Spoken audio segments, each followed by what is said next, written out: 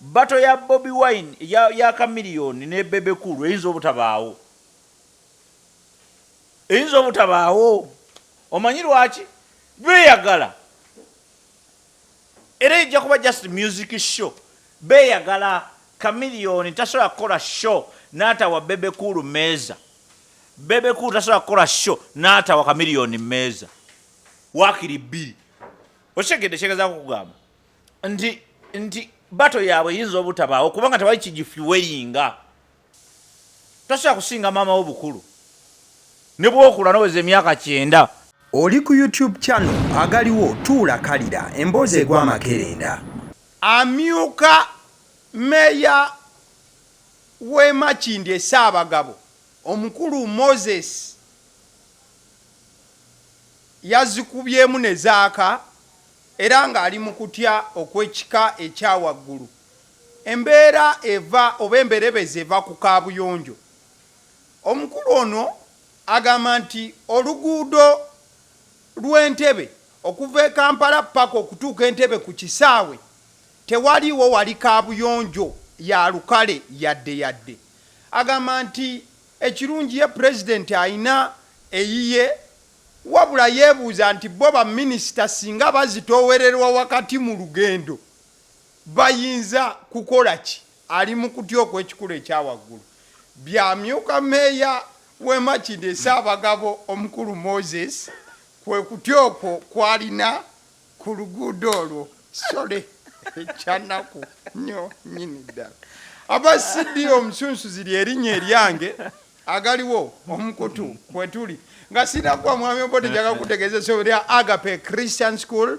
lino lisangibwa Bwama ku ly'Ekatebo tugamba nti kilometers 2 zokka okuva ku Masaka highway mitwalo 65 school fees ate nga lya kisulo kyokka kuba ku nursery paka P7 ngera maaso kubanga otwalayo omwana wo nkakasa atojja kwejusanga omuzadde ate n'omwana ali kusiima mudda buuza ku muntu tugambe abatulaba mwenna gwatulaba tukwagala okubuuzaako oli otya wasuza otya osiibye otya obulamu bugamba ki weebale kukola byonna ebyo byokola awo ozimbira ensi awo ozimbira ensi gwe kyokoze kyekyo it is about personal responsibility and accountability kasoba nga osobola okukola kyokoze mu buvunaanyizibwa bwo ate n'owa n'embalirira ebisigadde biba bikoze ki ebisigadde biba biwedde nze mbabuuzaako nze Samuel Kalungi fubutuka eyo muzinga yaffe ne tulyoka tutuuka wano kale okubabuuzaako mu ngeri eyo kale omusajja oyo acomplaininga ku toyi tugenda mukola tutya kubanga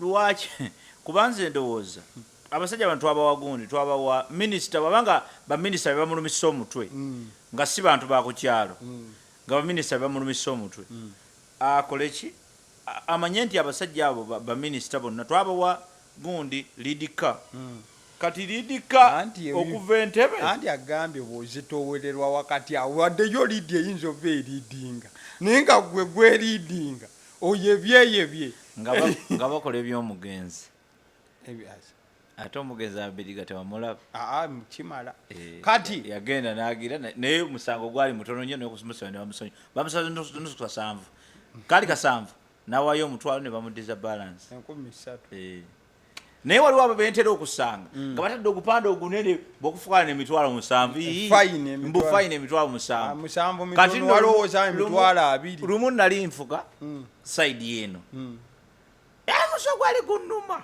kati nga nfuga sayidi eno empaaka nenfuga sayidi eno ngenda okutuuka emabega wange ngaali ogupande ogunene tofuka wano fayini emitwalo gyoba gyali 7 nengamba za akawago kange kayonooneke ka mitwalo 7 era nagamba senga nali ndabyewo naye nyenda kifukira ekipande bafuna obufu obulungi okufukamu mwe bawandiika ng'akafo kalungi lwagolozala kye bakiteeka ku Serena ne bagamba tofuka wano tebalongoosa bifo byabwe kati bafuna akafo nga buli muntu wabaakoyedde bw'asobola okukoyera nga bateekawo ekigambo tofuka wano kufukawo emitwalo 7 naye nga bantu wanyirira olaba nga wanyiririra okuba nti osobola okugendawo n'okola ki so meya wegundi we Makindye Ssaabagabo mumyuka teyeraliikirira kansule teyakyogeredde mu kujerega kuba aba yakyogeredde mu kujerega kibi alabirira abantu be Makindye Ssaabagabo. Makindye tekoma Ntebe yakyogedde mutima gwa ggwanga bw'aba yakyogedde mutima gwa ggwanga.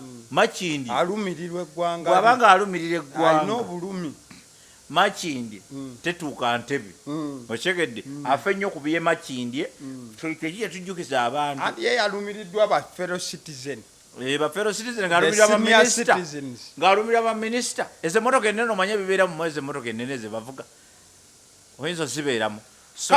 mukwano gwange likinga vidiyo eno kikulu nnyo ekyo nga tetunaba kubanga tusimbula genda mu nsonga but diving into issues eziriwo wiiki ewedde ezo tetwafuna kadde kukyogerako.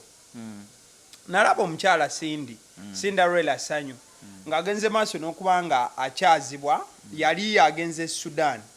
So bannamawulire nga omanyi artist omunene bw'atyo waabazze baba bamwetaagako ka kopi n'ebibuuzo bigenda maaso n'okuba nga biyita.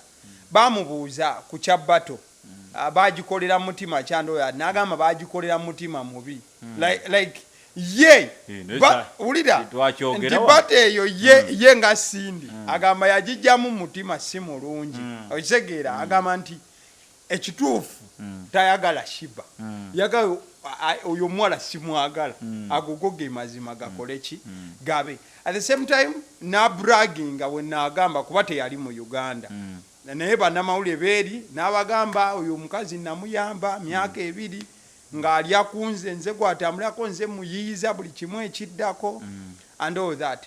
And my question is bato ng'emaze okuggwa Sindi atambudde agenze nebweru biki kati ne interviews izo happening ate akyaliko ekyo takisigaddeeko nnyonnyo as in akyakikozesa okusigala nga ayina importance gyaki clickingako okukijjako tekifuuse too much because but is last year this is 2024 mu bannamawulire mu mutaziika bintu bw'ogaana okuziika omufu abeerawo omufu ne bwafa omuntu kasitaafa ne mugamba mbu okuziika kati nze jjajjawe yafudde yabadde bagambye proposal yabadde yakumuziika Tuesday which is tomorrow twamuziika ku Friday oba kitegedde bulungi nnyo. So the idea is simple. Bannamawulire mwe mukola ki? Bannamawulire mwe mubireeta because nze bw'onombuuza about something I will answer you just like that. Ate naddala ku nsonga yennyini because wombuuza about something it's what I'm supposed to answer. I don't want to look stupid. Ochegedde. Abantu bangi balowooza nti gundi bato eyo yali mutima oba gwa kuba nti kunoonya ssente and all that. Definitely. But on the other side, there was some natural something about that battle. That's why we're still talking about it right now. Ochegedde. Battle ekigifuula battle kyekibalwanya kuba yo battle erina okubaawo nga waliwo wateekwa okubaawo gist of the matter. The battle is not the issue, but what caused the battle. The battle was caused by something very natural and very normal. Kyova olaba nga tukyagyogerako yali y'amaanyi kubanga gist yaliwo. Ekyamazima abantu bano babiri tebafaanagana. Ate wali wazzeewo baperegesa abagamba mbona asinga oli. Tosobola kusinga maama w'obukulu. Ne bw'okula n'oweza emyaka 9 tosobola kusinga maama w'obukulu ne bw'aba yafa. Era bagamba nti singa abaddewo yandibadde wa 15 gwe woweereza 9. Oba ontegedde? So the idea is it's real about, it has two things. It was real. It had it was very sensitive. Walaba byonna byagendanga maaso engeri gye bagimarketingamu abagiteekamu ssente okuorganizinga kwonna to the extent Sheebah yaddukanga kuki yaddukanga ne ku pano. That is a battle. Kitegeeza nti yabutuka ku level nga talina na kyakwogera. Battle yamwambazaako ng'atali ng'omulalu n'ayambala ng'alinga atategedde kyakola. Okyegedde. So gwe kyolina okutegeera nti battle yali yaddala yali y'amaanyi. Kyova olaba nakati ekyali ki ekyayogerwako nga bwolaba ya Bebe kulu ne Bobi Wine naye yali yaddala yali mu biifu nga mungi waliwo gist nga nnene. Ono tayagala oli ono agamba ebiseera ebyo kubanga aba anyway nabo benyini bakimanyi okimanyi nti Bebe Cool yali mugonde mu Firebase kakati kitegeeza nti waliwo embeera etaaliki era yagamba nti nze natandika Firebase okitegedde paka kati bato yaabwe yali mu gist oba kiwandiise ekinyusi kati olw'okuba nti mwalimu ekinyusi nga kyaddala nga tekiri cooked nga si biyiye nga byaddala kyova olaba ya happeninga kyova olaba bato ya Bobi Wine ya Chameleon ne Bebe Cool eyinza obutabaawo omanyi lwaki beeyagala era ejja kuba just music show beeyagala Chameleon tasobola kukola show n'atawa Bebe Cool meeza Bebe Cool tasobola kukola show n'atawa Chameleon meeza waakiri bbiri okitegedde kyegezaako kugamba nti bato yaabwe eyinza obutabaawo kubanga tewali kigifuweringa tekiriiwo tewali gist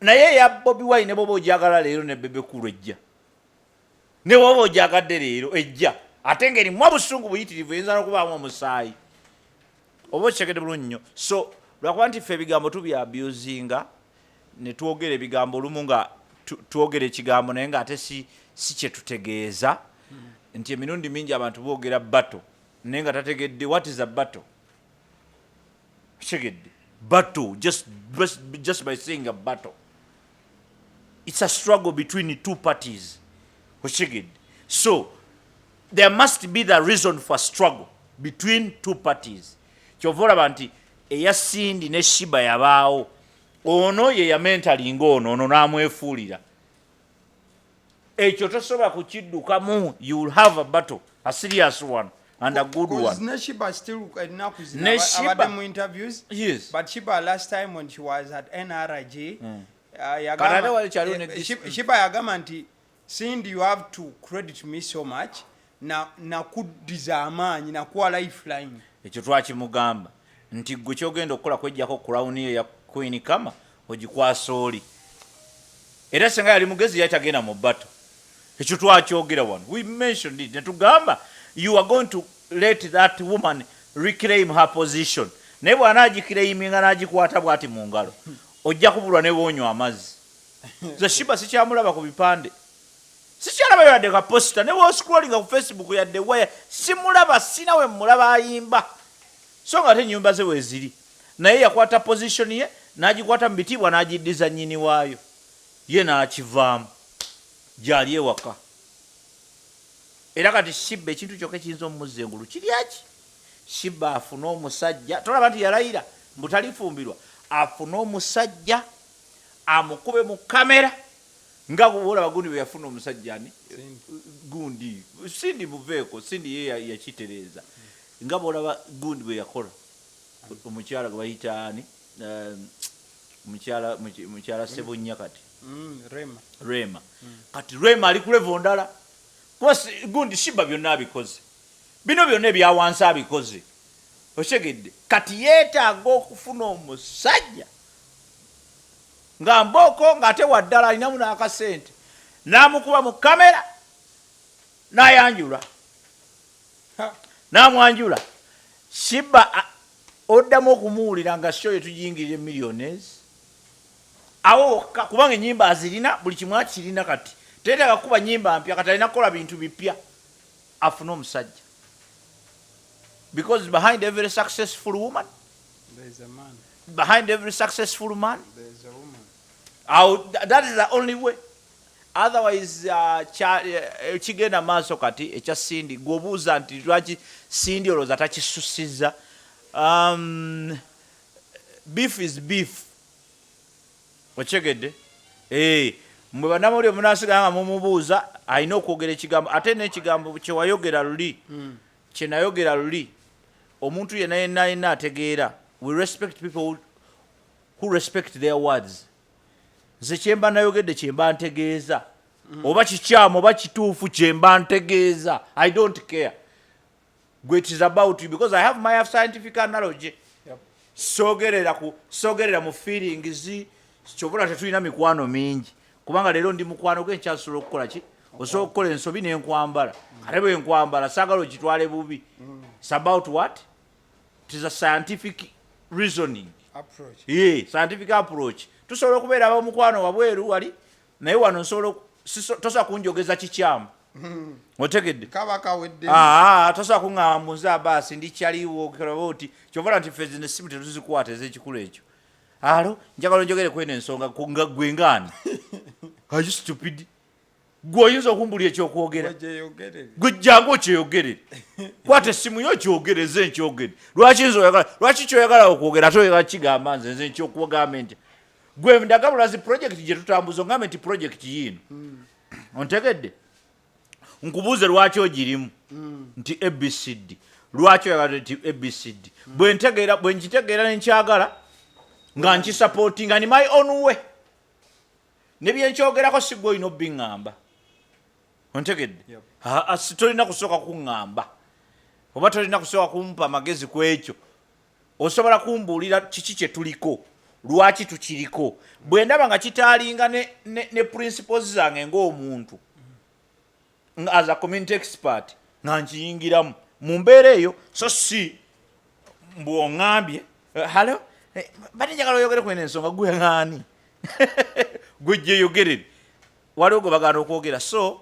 ekyo tukiteeka awo ebbali so kyembale ngamba nti Sindi tasobola kuwonoona kitiibwa kye olwedde kye yakola edda yakulaga simwagala era ensonga n'azikuwa yamulyamu olukwe yamufuula sita bwe yafuuka sita n'amukuba tteke ontegedde kibadde evidenti buli omu akikola ki akimanyi n'olw'ensonga ezo tamwagala kati gwe ne bw'omubuuza nga ava kuzuukuka ne bw'omubuuza nga ali Juba ne bw'omubuuza nga ali South Sudan ne bw'omubuuza nga ali Kenya ne bw'omubuuza nga ali mu America she will say that abo be bantu abaddala ontegedde omuntu owaddala takyusa bigambo bye kyaba ayogedde kyaba akola ki kyaba ategeeza oba kikyamu oba kituufu you will talk him out or talk her out of it oba sikyo abuli amusaba amusonyiwe and all that but kituzaayo mu community gye tuwangaalira ekisookera ddala abantu okubeera royal eri bannaabwe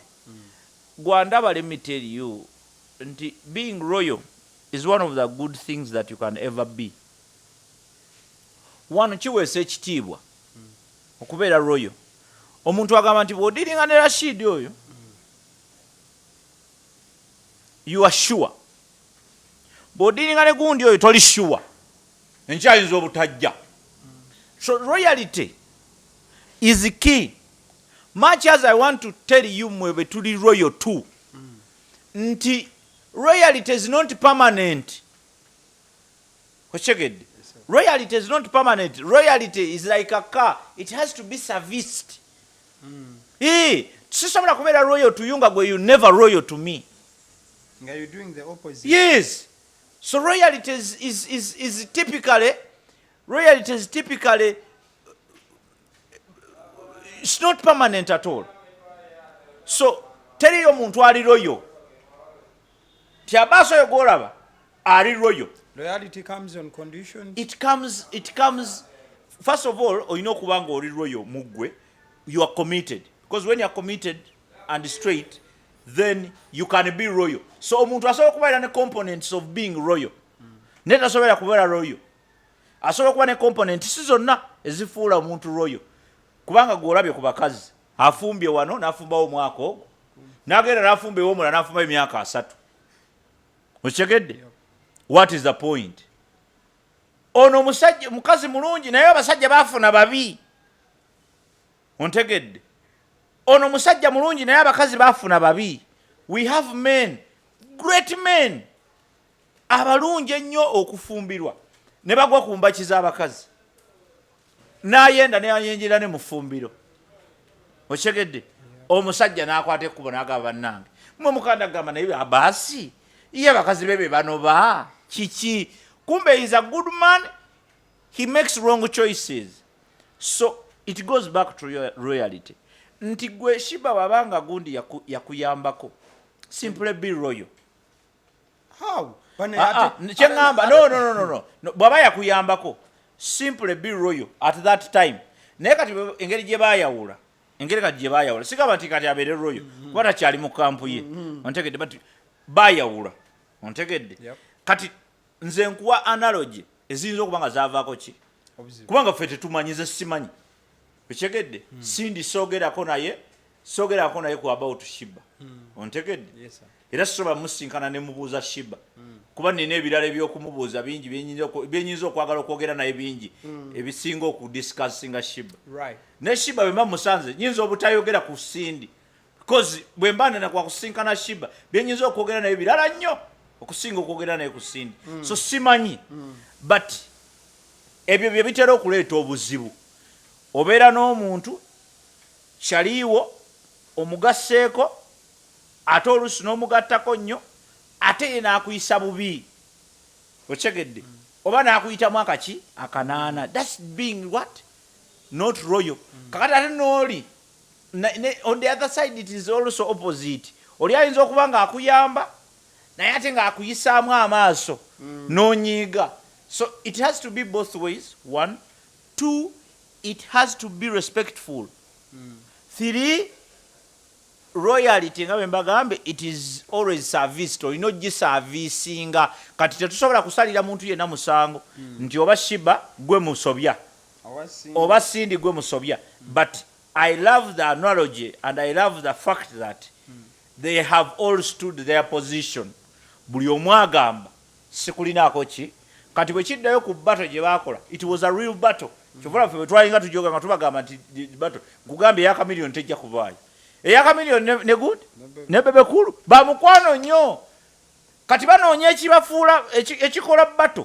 tekiriiwo bajagala okufa ne tejja kubaawo naffe tujagala naye koze omu akoleko kyakola ate tetwagala we don't want to insinuate that but what I'm trying to say is Chameleon ng'omuntu asonyiwa mangu Bebe kulu naye musajja mukulu akita naye bonna basajja bakulu ati Bebe kulu ye musajja mukulu mu buvunaanyizibwa okyegedde Chameleon asotabuka Chameleon atabuka naye ate Bebe kulu semutabusi bwe wamusanze ku maca era n'olweggulo omukola ki bw'omusanga Chameleon asobola okweggyako obuzi okyegedde kakati kizibu nnyo bonna batuuse emyaka egisalawo egisasobola kukola battle so eyo battle tuyinza okula we might have a chance to see a musical show eya Bebe kulu ne Chameleon but it will never be a battle tesobola kube battle nkugambe eba ya ddala ng'era boolaba yali eyabali abasajja baffe musajja kwe yakunamira nene endala yali ekkololo so for me to me that is where we can stand with the thing then still nga tukyali mbuufu bwe bumu omwaka gwali gutandika twalaba Ronaldo Mayanja oba Mayinja Ronald Mayinja yali ategese show enaku z'omwezi 8 March but at the same time there was a collision nti waliwo okutegekera okwa Blue 3 reunion show kunaku z'omwezi ezimu nga 8 March of which I think gaali just mawulire oluvannyuma lwa byonna cause everything unfolded here we are Blue 3 never happened and Ronald Mayinja happened of which I think bonna abaali batambuza ekiboozi ekyo baayagala just mawulire olw'ensonga baali batulaga nti Shera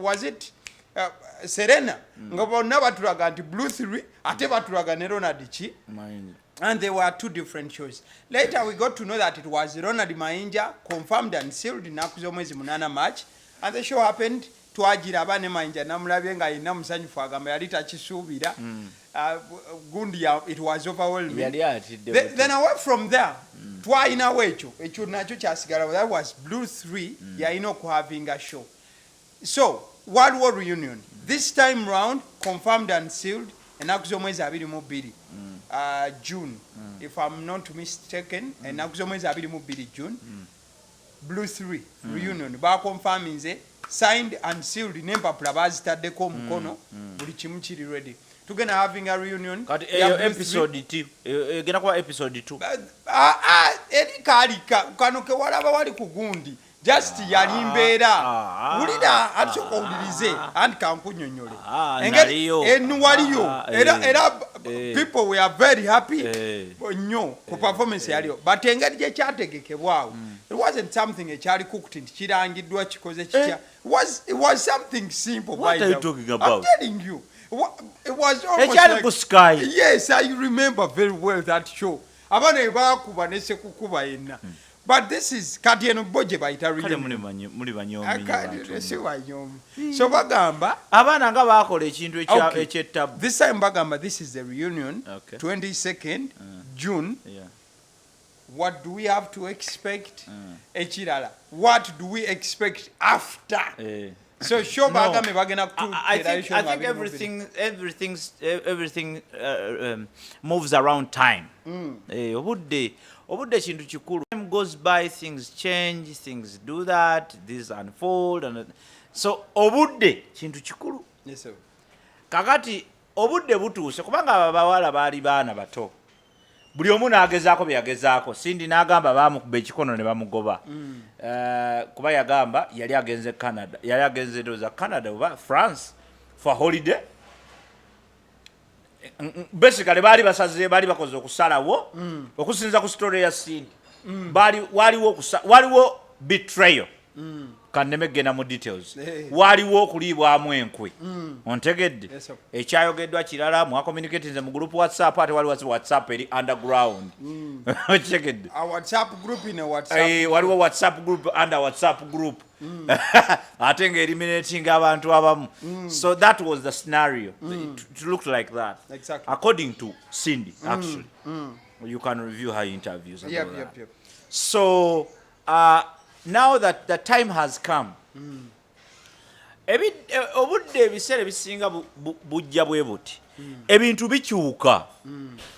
Omuntu abeera awo nga akusumbuwa kutawaanya akola kino akola kiri, but obudde butuuka abadde takukkiririzaamu n'akukkiririzaamu. Okyegedde gwandaba omanyi nti waliwo neyajja nga wajja ku mulimu ogwo gwokola yagamba kati kano akapya ke baleese kazze kukola ki. Ontegedde naye era firimu egyeggwera nga ate gwoba managinga. Okitegedde naye nga bagamba kapya kazze kukola ki. Yes. So as time goes by ebintu byeraga. Omuntu w'amaanyi aba w'amaanyi, omunafu aba munafu. It doesn't matter ekifaananyi bwe kifaanana obudde obwo.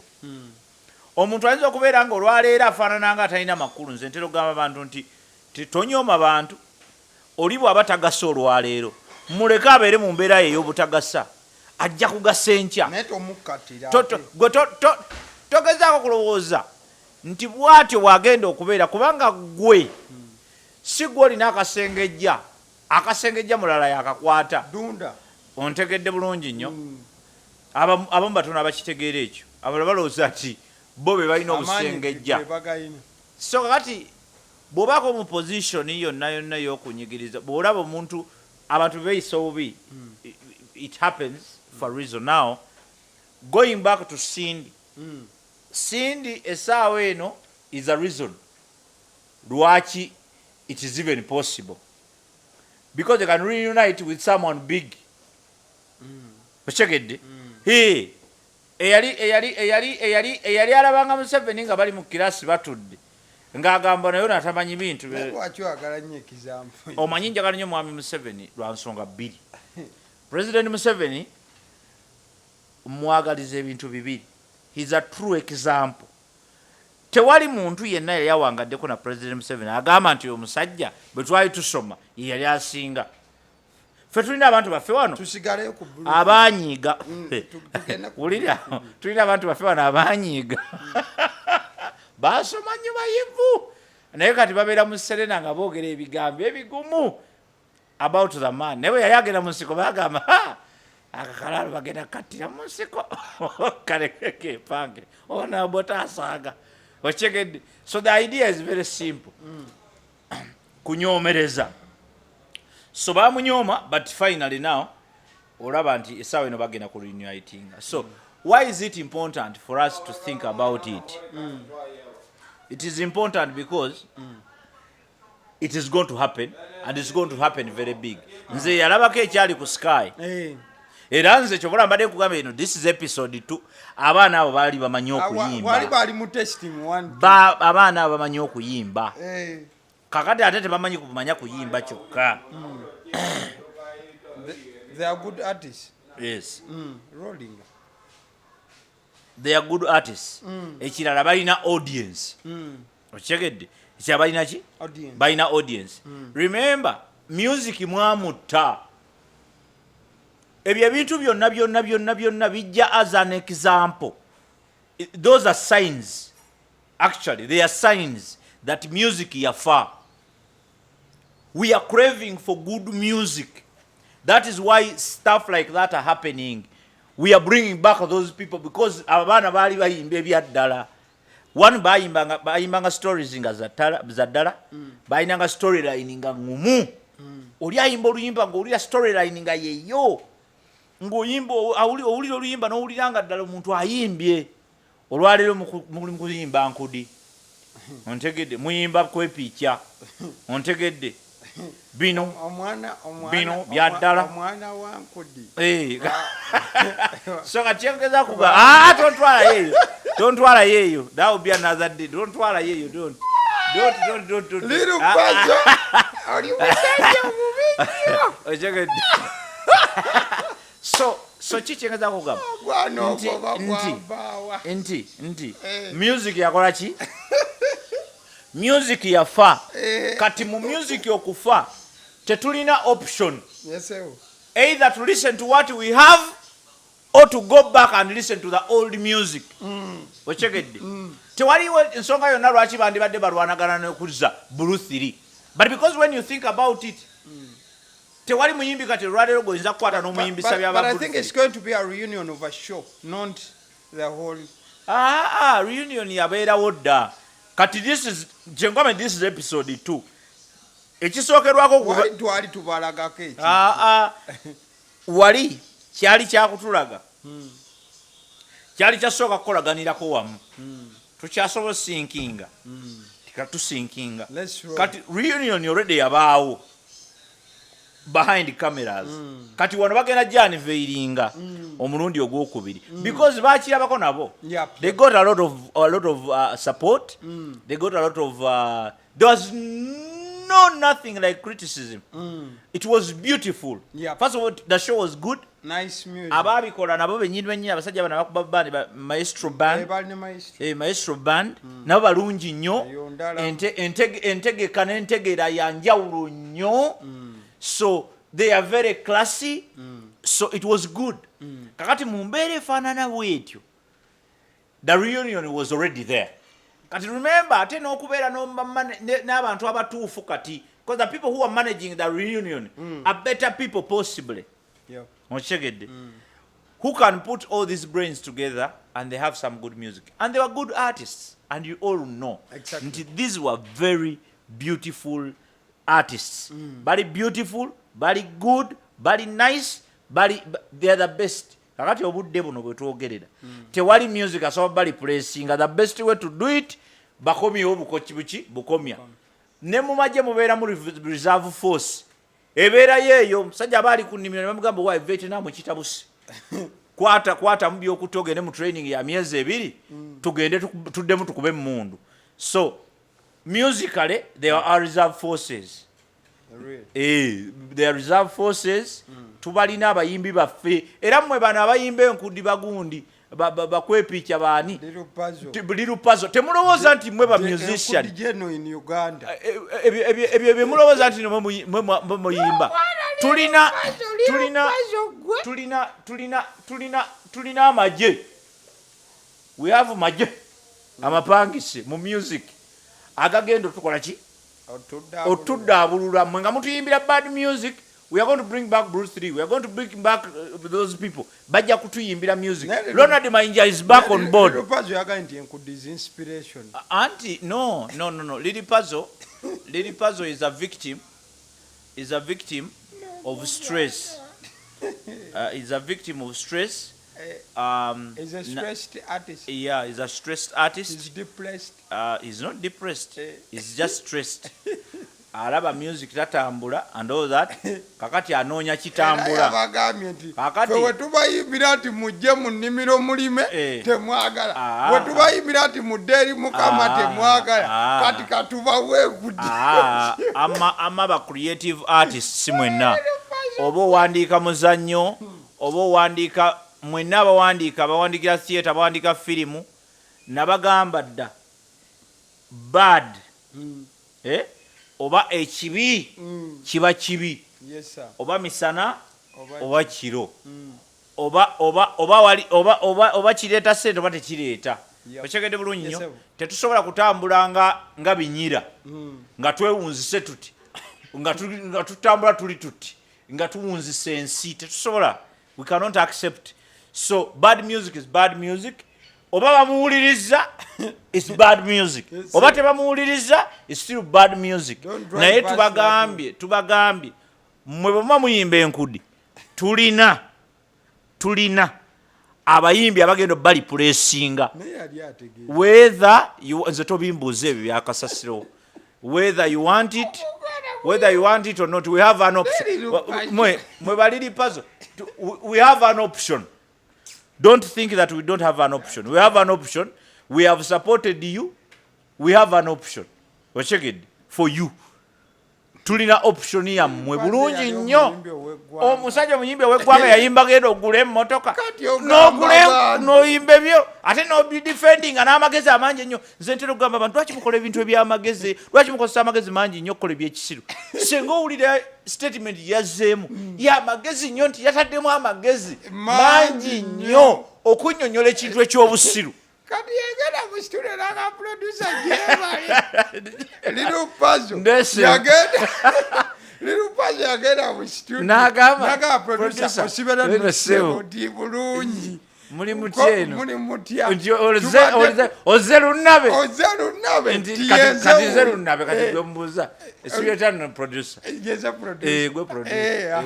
Sibyeta no producer. Bulungi. Ogamba otya lunabe. Je ndi munange. Ogamba otya oze kuba ku music. Azze kuba mu ku ngoma producer. Wawandise akayimba. Nina akayimba kapya kamaanyi. Kati kankubira ekigoma. Akayimba ogenda kayita otya. Akayimba bakayita nkudi. Enchi? Nkudi. So Fuluma studio. Ate yamugamba ati atoka katabu. Ate kati abantu kabajundo. Tula tujikume. So Little Puzzle. Get serious. You get serious. Little Puzzle teweralikirira. Your music, let me tell you, Little Puzzle tova ku mulamu wamma. Bali abayimba okwepicha baleke bakoleki? Bayimbe kasasiro waabwe. Gwe toyimba. Ffe tumanyi genda ogule emmotoka olete otya enkudi. Yimba oluyimba olulungi. Osirike. Okyegedde. Little Puzzle music wagenda kuddanyumira abantu. Olwaleero. Donald Mayinja tabonaabona. Bwe yabadde agenda kugundi ku Serena. Yagenzayo n'oluyimba olupya. Okulekolwa namukwaya. Nedda yagenze n'oluyimba olupya. Balanze bulanze Donald Mayinja. Little Puzzle olunaku olumu ogenda kujja okubegenda ogule emmotoka, ogule ebibuuzo, okube gundi, okube zigundi zonna, okube ennyimba ze zonna nga temulimu nkudi. So don't reason like that. Nalabye ng'aba ya reasoninze natidde n'omwana. By then natidde Little Puzzle. Little Puzzle namutidde. Ng'ayogera ebintu ebyekisiru naye ng'atabyogeza magezi. N'eŋŋamba amagezi gano amangi bwe gati. Kuba oluyimba olw'amagezi wagayimye mu lumondi. Nedda senga yagayimbyemu oluyimba. Okyegedde mbu babiwulira ebyo munnange. Naye kati tubakubira. Ate bamunnange ne bateeka omukolo gwa gavumenti ebyo bya kisirusiru ssebo. A wrong can never correct a wrong. Kati nga ba lining up abayimbi nti bagenda yimbira president. nga liro pazajja ate president Museveni amuyita lunaabe lunaabe sing for us Mr. President I'm going to sing for you enkudi what I see agenda kuyimba enkudi ayina abakuba obwama azamuyita namugaso okugi enkudi kakati alinoni naye nabako gwabuuzaawo azikubamu nezagala temukkiriza kuyimba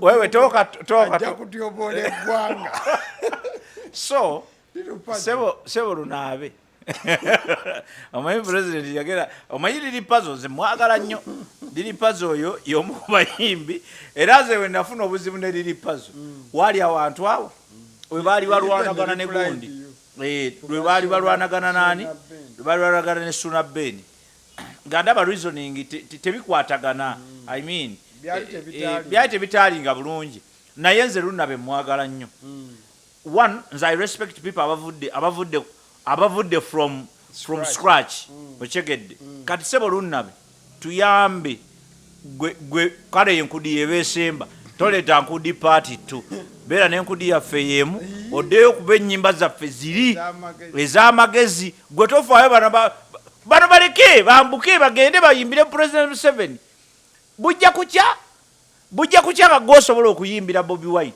so please do good music don't betray the industry kubanga bana bajiridde mu industry kyovola kati reunion zijja ogenda kuddamu okuwulira ojja kuddamu okuwulira ng'olese gundi lumu abantu omuntu agenda kuteeka Eagles production omuntu agenda kera kumakya agambe nze saagala kumanya bizibu byammwe saagala kumanya ki ntegese Eagles production naye omanye ekigenda okubeerawo oyo ajja kuteeka Cream production naye omanyi lwaki kigenda kuba bwe kityo kigenda kuba bwe kityo kubanga bano abayimbi abaliwo they have betrayed the industry ate mwekwate mwenyweze kuba drama kati tukuba senga mulaba drama kati wakola kati TV ku programming music agenda akendeera kati buzannyo TV tekukyabeera gundi tekukyabeera music bakuba ennyimbeezi ne badda ku buzannyo ne bakubeezi ne badda ku buzannyo ne bakubeezi ne badda ku buzannyo kati tujja mu drama tujja ne firimu tujja bwe munasaagira mu kintu kya mu industry yammwe eya music ate badde vibrant as you are winding up at the last topic of the day weekend basuubira David okujja mu Kampala is going to have a show emanyidwa nga Timeless concert ani amulese sijjukira MTN akirimu wakati I think matana n'abalala kozinalabye ne ku MTN yekoze obusolosolo ebyo biveeko tukyogereko kati MTN yekoze obusolosolo bagenze oga meeting y'abaggazi nga batandika okugamba mbu ako kamanyiiro bamanyiira baartists mbu kakati omuntu alina soko abantu bapostinge bo nti okuwa sponsorship mubireke but according to what I heard nti maybe waliwo abakipasivins obulala kyobulaba nade sinaki eyo PR nawe ekitongole nga MTN kimanyi ekyokukola nze sikolera ku eyo by the way nze kankubulira ekintu kimu nze bwe mba njogere ku kintu saagala nnyo okuwulira PR kyeyagambye much as nyo kiwulira naye mba mmanyi nze ntunuulira nnyo already kyetwafunye edda wano kyatuuse kitya wano ontegedde biri ebirala byonna byogera bijja kuba birungi naye mbuuza kyatuuse kitya kuba abayimbi banyiiga Karo Kasita nti yabiva namu nga meeting tennaba kuggwa kamanyiiro neyeyongerayo kamanyiiro Reigi n'abagamba no MTN mulekeraawo okwepankira ku bantu because you have worked here, you have got money here. So don't disrespect artists. Bumate mwagala bawe bayambako bawa kugundi because nyimba zabwe ze mukozesa business za bivulu bya mwe ko bagulira line ezo olya otegeka ekivulu kya abantu 10. MTN basajja bajozi nnyo nakulumu nagenda nentegeke egundi mu ghetto. Ngendo kudama kutunulanga nga imotoka ya MTN eyimiriddawo waliwo n'akagundi ne ka tent. Nebifaananyi nebikwata mbabuuza bikiba ngamba kyokka ngendo bwe naddamu okuteeka ogwokubiri tebaalabikako ate nga mbagambe bajje ogwokusatu ne bajja ne baleeta bu t-shirt nga buna ne babuwa abantu naye omanye omuntu omu bwagula layini kyabagenza okukola omuntu omu ngaaguze layini nze layini yange sente zakayita ku layini yange nga zigenda mu MTN ziwere miliyoni ziwere 10 mu myaka gyonna gye mbadde ne MTN kakati nze nfunirawa ontegedde kakati ate nzi artist nzize mbagambe tukole business. I'm not even asking you to give me a grant. We are doing business. Ngenda kubaleetera abantu bagenda kugula zilayini ezaabwe ezagwako biki visibility bamanyi n'ensonga lwaki ate ngamba nti kati soke tukakamanyiro era bwe munegenda maaso bwe muti tujja kubazira ne layini tuzijje mu ssimu tuzikasuke kuba tusobola okukikola. You're not the only network in Uganda. So don't disrespect us. Wind up the show. No. Mbadde nkugamba kale nga tumaliza. Grenade official this week baleta Davido. But last week nalaba Grenade official nga yechwana. Is not happy with the artists baleta okuva ebweru. Agamba nti bino tusobola obyekolera. Ebyo muleta artists ne mugamba nti okuyingira 15. Eyo vibe. We artists can do it and but we don't need that. Grenade mwajja n'ebirooto bitono mu music. Mwali mwagala kuvuga ku mmotoka temuzivuze. Your problem, they have small dreams. Ekintu kyagala kya magezi. But it has to be backed up by what? By practical sense, by practice. Ocheged. Tosa kyogera bwogezi bwotyo. Ngokomyao. Grenade music. We have very big artists here. Toyogera big artist. Don't talk about a big artist. Talk about yourself. Go wajja kuwaana bayimbi banno. Kyekyakuleeta okujja kuyimba music. Wajja kuwaana. Oli PR waabwe. Talk about your music. Bajja n'obulooto bwe buti. Kati oluyimba lumu ne lumukolera ebirooto ne biggwayo. Oluyimba olwo nasulako mu nnyumba ey'ebbeeyi, nasulako ku Serena gye yeegombedda, neyebaka n'abakazi be yeegombedda, n'agulayo akagundya. Oluyimba olwo kaakati n'ayonooneka obwongo ne bubeera gundi. N'afuna bakayita batya? N'afuna obwongo ne bwesiba ne butta. Bugenda okuta ng'atandise okulaba takyasobola kusula ku Serena. Olwo ng'azuukuka ayagala okuddamu okuba music. Fe abawuliza music yawe nga twavaawo dda tuli ku kirala. Tunoonya gundi reunion yani ya Bruce Lee. Gwe Grenade oyogera bagamba ate oyo yaluwa. Oli eyimba kala kayimba. Katunyumiranga naye kakati tuli ku kirala. So and that's where the problem is. Balirakisinga abaana abwe balirakisinga bwe bawulira ebintu ng'ebyo. Mulina okutegeera nti abaleeta abayimbi muno si bayimbi. They are businessmen.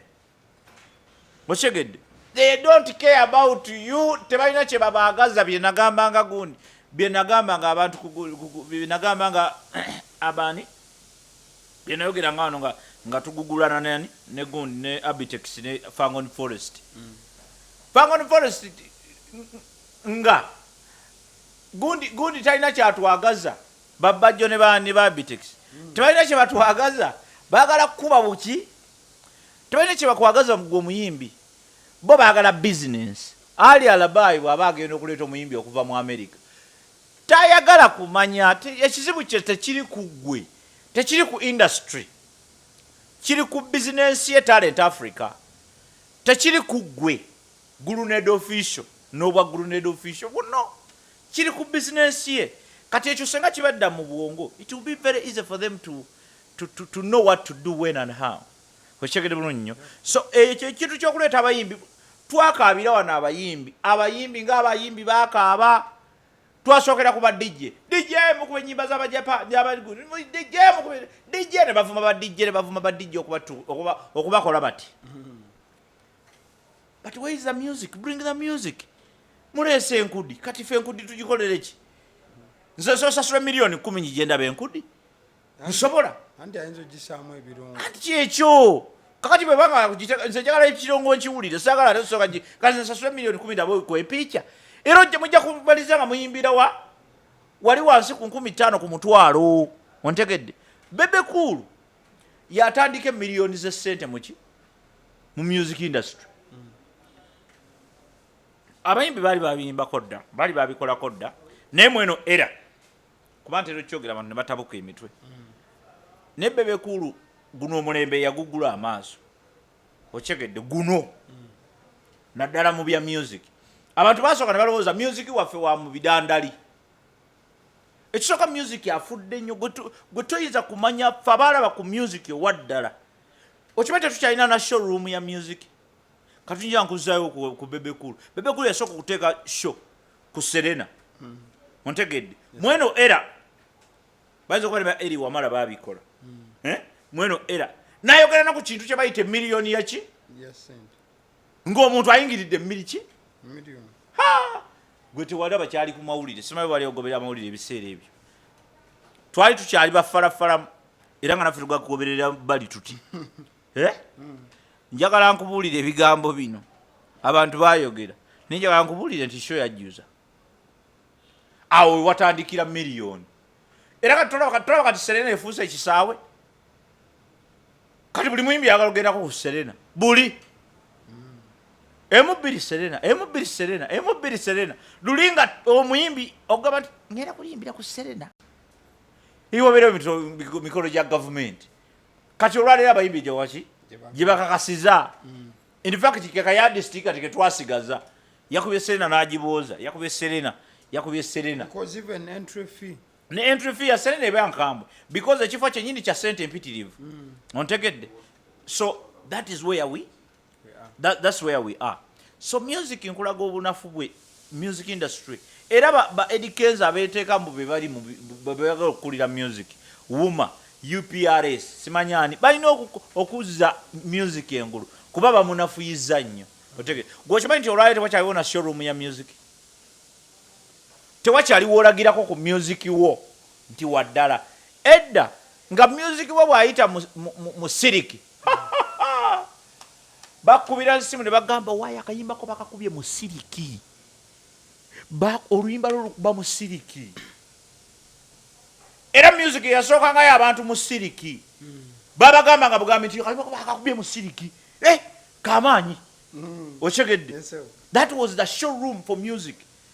Edda kati otuuka ku siriki zigavana ezo ng'oyinza ogenda n'opaakinga siyanta ku gavana ng'ogipakingawo kwani ziri embizi ezapakinganga ng'era mu abasiyanta mujja paakinga eno waggulu ku bukedde wali otambuza bigere abasajja baleetanga n'emmotoka ne bazipakingaawo ebeerewo omuyimbi wayo ajja kujja ayingira jjajja oyingira ng'afuluma avaawo mawulire gamukubbe byakayimba kali akapya yoyo ayingiddemu eyo emmotoka bamuyita Jose Chameleon.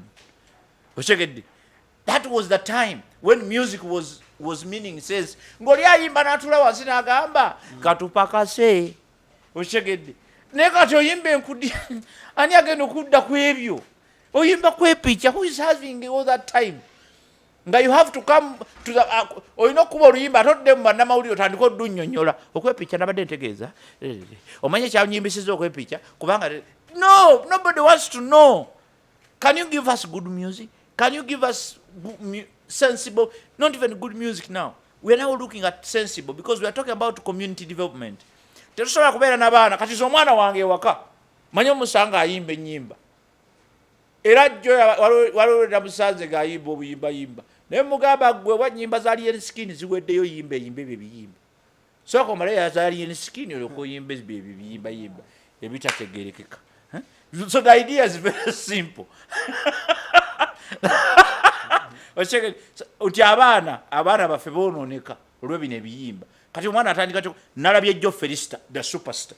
In fact taata Felista, mind this business, not even your business, mind this business. Taata Felista era bwe naafuna omukisa okulaba nja kubuulira amazima ekiriwo kikyamu. Tosobola kuddira mwana wo kutandika kudda mu luyimba lwani oluyimba mbusimanyi omwana yazze n'ayimba oluyimba ng'agamba ti hit and run oluyimba lwa hit and run.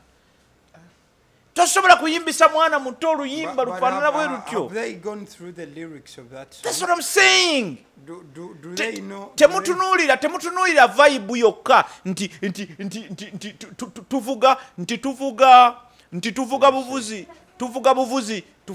tufune simanyi likes tufune gundi ze bya likes sibyagala ne botalikinga bireke. But do they know the lyrics? Tosobola kukwata Felista the superstar an S1 chap a young girl n'omuyimbisa oluyimba olwo n'olupostinga. Do they know the meaning of the song? Omanyi ky'oli mu kukola. Temunyoomanyoma baana bammwe. Oyo omwana omulaba. Omwana alina brandi. Omwana akula. Tosobola muteekako hit and run n'aluyimba. What is she hitting and running away from? Listen to the song. Understand the song. Temutambulira ku vibe. Mujja kukola ensobi. Oyo omwana omulaba. Why am I sensitive? Nina ebitongole byenkolagana nabyo bingi eby'abaana. Oba bawulira freestyle ekyemanyi bakwatibwa vibe ya freestyle. Anti nkugamba njagala bagende bawulire waliwo gayi ayinza okuba oba kabukusi oba ni gayi akuba rap wamugete yaba yakunkwacyo ye oli gayi akuba freestyle y'oluyimba olwa hit and run naye okumanya nti oyinza okugamba nti musajja wa ghetto biki. That guy knew the assignment. Bwona agenda n'owuliriza rap gy'akuba kozi yabikubanga ebimu bwabiza mu Luganda. You can't play that freestyle ye gye yakuba ng'oli n'abantu oba kategerako entegeeza nti ye olaba rasta bano bayivu bano bali eno mu world y'abayivu Taata Felista ne muwala we bantu bayivu but olaba rasta ali eri yasooka kuwuliriza ngenda kuba freestyle n'ebikibiro by'engendo yimba. Era bw'aba biyimba abikuba ng'owulira ategereza ddala kiri ekiyimba bye. Taata Felista, first of all, officially weeyambe jayo video eyo. Please, gijeyo. Eyononera omwana bintu bingi. I've not come across it and I don't want to watch it. Eyononera omwana ebintu bingi. Nze nabadde nkiwakana. Era kuba waliwo yakiŋŋambye. Ne mugamba it is impossible. Nangaba is possible. I'm very sensitive when it comes to that. Because why? Society ababana oyo mwana wa mugaso nnyo n'okusinga nze. That's how I see kids. Yes. Ontegedde. Nze where I am right now. Nina byendabye. Ne bwe nkoma wano olusi Katonda ensobiza nzirabe. Ne bwe ndaba omuntu gwe nsobola okuyamba. Kati Felista the superstar, Taata Felista, yamba omwana eyo video gijeyo. Kale wakiri gwe oba bagikopye ko bedala bagisaasanya gwe ku official website yammwe gijeyo. Hit and run is not her type of song. Njagala okwebaza abazadde nze I'm a children person because nina abaana personally but also nkola n'ebitongole by'abaana. Tulina ekitongole kya True Inspirational Generation TIG. We look at kids, we look at youths, kids, we look at children, teens, netutunulira kati yali mu teens. You cannot be a teen and you are singing hit and run. But check it. We have teens, we have youths and parents. So parents, Taata Felista bambi tuyambe. Oluyimba lujeyo. Goyinza okuba tokiraba kati, kubanga olusi zino likes abantu ze baagala ennyo. Tuziba amaaso. Ziba amaaso because nze. But that's so sad. That is very sad. That is a bad song for her. Alujeyo. Njagala okwebaza abazadde. Sibamanyi, meetingangako.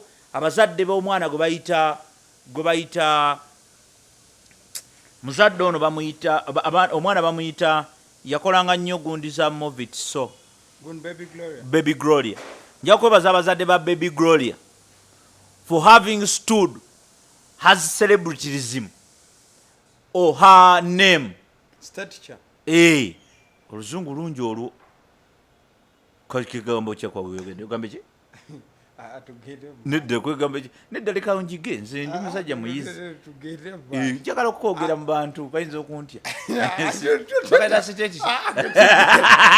So kyemgezaako gamba bazadde ba Baby Gloria. Njagala okubeebaza. As opposed kati kuva eri gyenvudde. Njagala okubeebaza for standing with that girl. Waliwo ne show gye bamugjamu. Sijja kujoogera. Ne show baagimugjamu nga balaba etandise obula. era nze nali ntandise okugamba wagwa ndeyaso katonda n'abakolera ekyekisa era n'okukkiriza mu katonda kirungi ne bakibuuka mangu ne bamugjamu ne bakyankalana. So njagala okwebaza maama wa mwana oyo ne taata w'omwana oyo. Omuntu akola ekirungi bannanga asiimibwe. Mama Baby Gloria ne tata Baby Gloria mwebala omulimu gwe mukoze mwana oyo. Baana batono nnyo abakulira mu limelight. Anti kino kikulu. Kino kikulu. Anti kyengamba twale linjogera byabakazi twebaza bazadde bakoze mulimu mulungi atojjako kamera. Ama twagala okubebaza abazadde b'omwana Baby Gloria for having stood with her n'akula n'atuuka ku level eno nga kati muwala ateeredde mukulu nga tavudde ku mulamwa nga mumusupportinga all through ne bw'aba ayogera mu kamera olaba omwana omutendeke. So ekyo kikulu nnyo. Leka likes ne biki bireme bakyankalanya bajja ku bwongo bwammwe. Tata Felista jayo hit and run y'omwana wo gijeyo oyo mwana omwononera future nene. Kale atweyanza nnyo tweyanze ge Mwami Obote olunaku olwaleero gwe mbadde naye likinga video eno mukwano gwange kikulu nnyo nnyini ddala. Abasidi omusunsuzi linnya lyange olunaku olwaleero Rikia ali mu live tukoze ne mwana mulenzi omuzungu yogera amazima tukoze n'omukyotala tukoze n'omuzungu Rashid mukyotala egundi yanga nti mukyotala mbwate babaamu ebika ama tukoze n'omuzungu Rashid mbere bulungi mbutebafa babula bubuzi. Thank you so much.